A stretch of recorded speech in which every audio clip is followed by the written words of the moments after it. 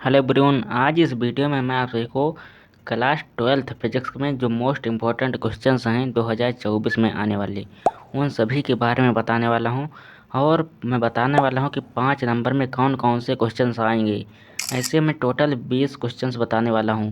और यदि आप इन 20 क्वेश्चंस को अच्छे से तैयार कर लेते हैं, उनको अपने पेपर में अच्छे से लिखते हैं, तो आप मिनिमम 20 मार्क तो अच्छे से प्राप्त ही कर सकते हैं अपने बोर्ड एग्ज़ाम में। तो आज इस वीडियो में मैं आप सभी को चैप्टर वाइज क्वेश्चंस के बारे में बताने वाला हूं। तो चलिए शुरू करते हैं और जान लेते हैं कि 2024 में कौन कौन से मोस्ट इम्पॉर्टेंट क्वेश्चन हैं जो आपके पेपर में आ सकते हैं।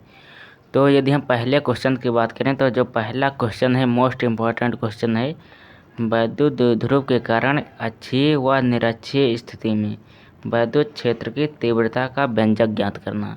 जो यह पहला क्वेश्चन है पहले ही चैप्टर से आया हुआ है। यह वैद्युत द्विध्रुव की अक्षीय स्थिति में आपसे पूछ लिया जाएगा या निरक्षीय स्थिति में आपसे पूछ लिया जाएगा। इनमें से कोई एक आपसे पूछ लिया जाएगा और उसके लिए वैद्युत क्षेत्र की तीव्रता का व्यंजक आपको ज्ञात करना होगा। इसके बाद जो दूसरा क्वेश्चन है, एक समान वैद्युत क्षेत्र में रखे वैद्युत द्विध्रुव पर लगने वाले बलयुग्म का आघूर्ण क्या होता है। इसका भी आपको डेरिवेशन करना है और इसमें जो फार्मूला आता है उस पर बेस्ड न्यूमेरिकल भी आते हैं आपके एग्ज़ाम में।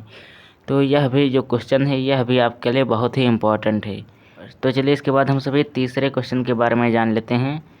तो जो तीसरा क्वेश्चन है यह है गॉस की प्रमेय तथा इसके अनुप्रयोग। जो गॉस की प्रमेय है ये मोस्ट इम्पॉर्टेंट क्वेश्चन है, आपको इस पर स्टार मार्क कर लेना है। और यदि आप चाहें तो इन सभी क्वेश्चंस को जो मैं बता रहा हूँ इन सभी को नोट भी कर सकते हैं कहीं पर, या आप सभी चाहें तो आप इन क्वेश्चंस को अपने बुक में मार्क भी कर सकते हैं।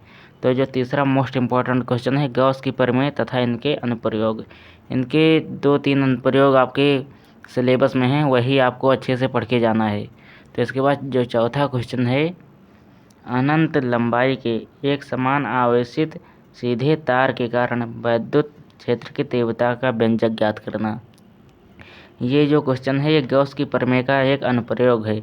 और जो दूसरा अनुप्रयोग है समतल आवेशित चादर के कारण वैद्युत क्षेत्र की तीव्रता का व्यंजक ज्ञात करना। ये दोनों जो अनुप्रयोग हैं गॉस के नियम के, ये आपके पेपर के लिए मोस्ट इम्पॉर्टेंट हैं और इनमें से कम एक तो आएगा ही, आप सभी मान के रखिए। तो इसके बाद जो अगला क्वेश्चन है 5 नंबर वाले कैटेगरी में, वो क्वेश्चन है समांतर प्लेट संधारित्र के धारिता के लिए व्यंजक प्राप्त करना। जो समांतर प्लेट संधारित्र है इसकी धारिता के लिए व्यंजक क्या होता है वो आपको प्राप्त करना है, उसका डेरिवेशन आपको करना है। यह भी बहुत ही इम्पोर्टेंट क्वेश्चन है और लगभग हर साल पूछा जाता है आपके पेपर में। तो इसको आप डबल स्टार कर लीजिए क्योंकि यह लगभग हर साल आपके पेपर में पूछा जाएगा। और मान के रखिए कि 2024 में भी यह क्वेश्चन आने की बहुत अधिक संभावना है।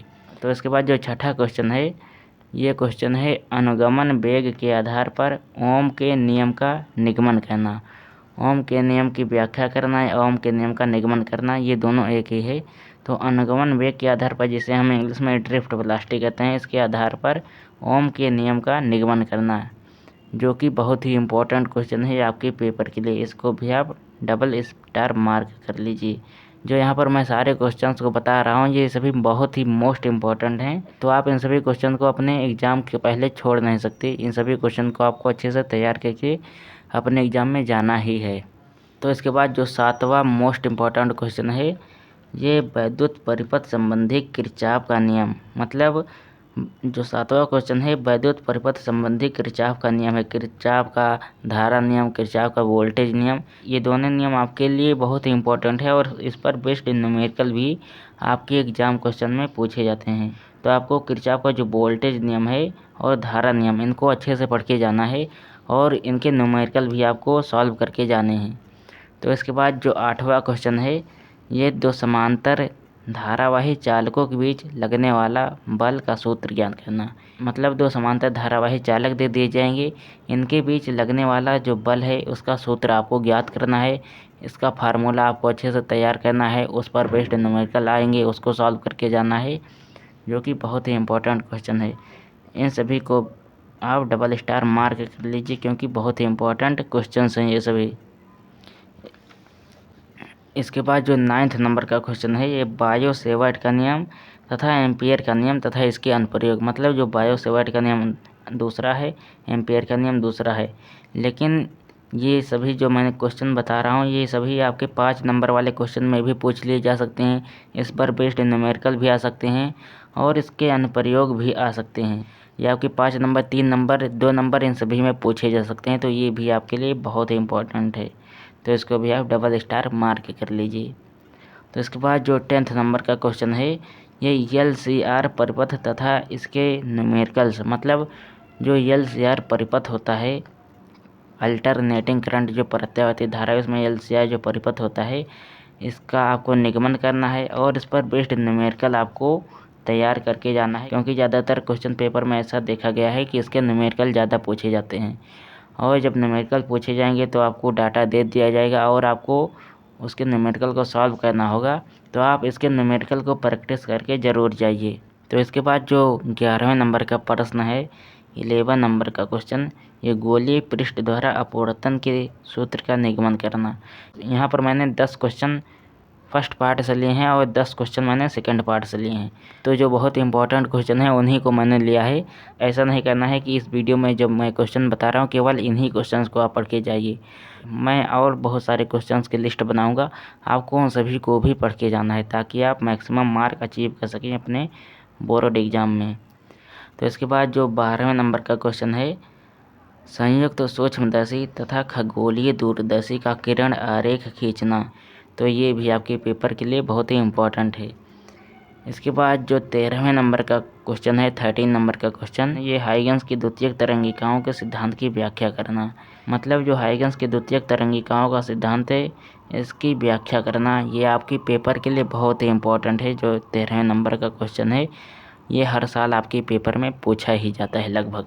तो इसके बाद जो 14वें नंबर का क्वेश्चन है, 14th नंबर का क्वेश्चन, ये यंग का डबल स्लिट एक्सपेरिमेंट है, यंग का द्विझिरी प्रयोग तथा फ्रिंज चौड़ाई के लिए व्यंजक ज्ञात करना। यंग का डबल स्लिट एक्सपेरिमेंट और फ्रिंज चौड़ाई के लिए व्यंजक ज्ञात करना, ये भी आपके पेपर के लिए मोस्ट इम्पोर्टेंट है। इसको आप 3 स्टार मार्क कर लीजिए, क्योंकि यह सबसे इम्पोर्टेंट है जो क्वेश्चन मैंने अभी यहाँ आपको बताए।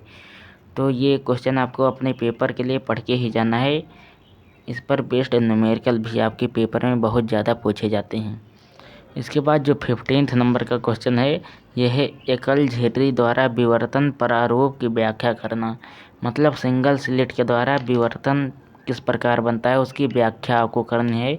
ये भी आपके पेपर के लिए बहुत ही इम्पोर्टेंट क्वेश्चन है। जो मैं यहाँ पर आपको क्वेश्चंस बता रहा हूँ इन सभी के आपको फार्मूले भी अच्छे से याद होने चाहिए। तो इसके बाद जो 16th नंबर का क्वेश्चन है ये है आइंस्टीन का प्रकाश वैद्युत समीकरण तथा डी ब्रॉगली तरंगदैर्घ्य। आइंस्टीन का प्रकाश वैद्युत समीकरण तथा डी ब्रॉगली तरंगदैर्घ्य। जो आइंस्टीन का प्रकाश वैद्युत समीकरण है ये भी आपके पेपर में बहुत ज़्यादा पूछा जाता है। डी ब्रॉगली तरंगदैर्घ्य पूछी जाती है, कला संबद्ध स्रोत पूछा जाता है। ये सभी आपके लिए बहुत ही इम्पोर्टेंट हैं। तो इसके बाद जो 17th नंबर का क्वेश्चन है ट्रांसफार्मर का सिद्धांत तथा इसकी कार्यविधि का सचित्र वर्णन करना। जो ट्रांसफार्मर होता है इसका सिद्धांत आपको लिखना है, इसका फिगर आपको बनाना है तथा उसके बारे में क्या क्या उसमें होता है, अपचाई उपचाई ट्रांसफार्मर क्या होता है, इन सभी के बारे में आपको बहुत ही अच्छे से पूरी हेडिंग डालकर अपने पेपर में लिखना है। तो ये भी आपके पेपर के लिए बहुत ज़्यादा इम्पोर्टेंट है। इसको आप डबल स्टार मार्क कर लीजिए, क्योंकि यह क्वेश्चन भी लगभग हर साल आपके पेपर में पूछा जाता है। तो इसके बाद जो 18th नंबर का क्वेश्चन है फोटोडायोड तथा सौर सेल का सिद्धांत तथा इसकी कार्यविधि। जो फोटोडायोड है या तो ये आपसे पूछ लिया जाएगा या सौर सेल आपसे पूछ लिया जाएगा या टिप्पणी में आपसे दोनों भी पूछा जा सकता है। तो आपको इसका सिद्धांत लिखना है, इसका कार्यविधि लिखना है, इसका आपको फिगर बनाना है। ये सभी आपको अपने पेपर में अच्छे से लिखने हैं। एक जैसा स्ट्रक्चर होता है ना, पहले सिद्धांत फिर कार्यविधि, ये सभी आपको बहुत ही अच्छे वे में लिखना है, तभी आपको 5 नंबर में से मिनिमम 4 साढ़े 4 नंबर अच्छे से प्राप्त हो सकेंगे। तो आपको अपने पेपर में अच्छे से लिखना है, इन सभी को अच्छे से पढ़ के जाना है ताकि आप मैक्सिमम मार्क अचीव कर सकें। फिर इसके बाद जो 19वें नंबर का क्वेश्चन है ये है पीएन संधि डायोड का अर्ध तरंग दृष्टिकारी तथा पूर्ण तरंग डिस्टकारी। जो यह क्वेश्चन है ये भी आपके पेपर के लिए बहुत ही इम्पोर्टेंट है, क्योंकि जो अर्ध तरंग डिस्टकारी है या पूर्ण तरंग डिस्टकारी है ये भी आपके पेपर में कभी कभी पूछ लिया जाता है। तो यह भी आपके पेपर के लिए बहुत इम्पोर्टेंट है, आप इसको इग्नोर नहीं कर सकते। तो आपको यह भी क्वेश्चन अच्छे से पढ़ के जाना है। तो इसके बाद जो 20वें नंबर का क्वेश्चन है, LED का सिद्धांत एवं इसकी कार्यविधि की व्याख्या करना। जो LED होती है, लाइट एमिटिंग डायोड, इसका सिद्धांत आपको लिखना है, इसकी कार्यविधि लिखनी है और इसकी अच्छे से व्याख्या करनी है आपके एग्ज़ाम पेपर में। तो अच्छे से लिखना है इन सभी क्वेश्चंस को, जो मैंने आप सभी को बताया, अच्छे से पढ़ के जाना है, अच्छे से आपको अपने एग्ज़ाम देना है। और यदि आप इन सभी क्वेश्चंस को अच्छे से पढ़ के जाते हैं तो आप मिनिमम 20 और मैक्सिमम 30 से 40 नंबर तो यहाँ से प्राप्त ही कर सकते हैं।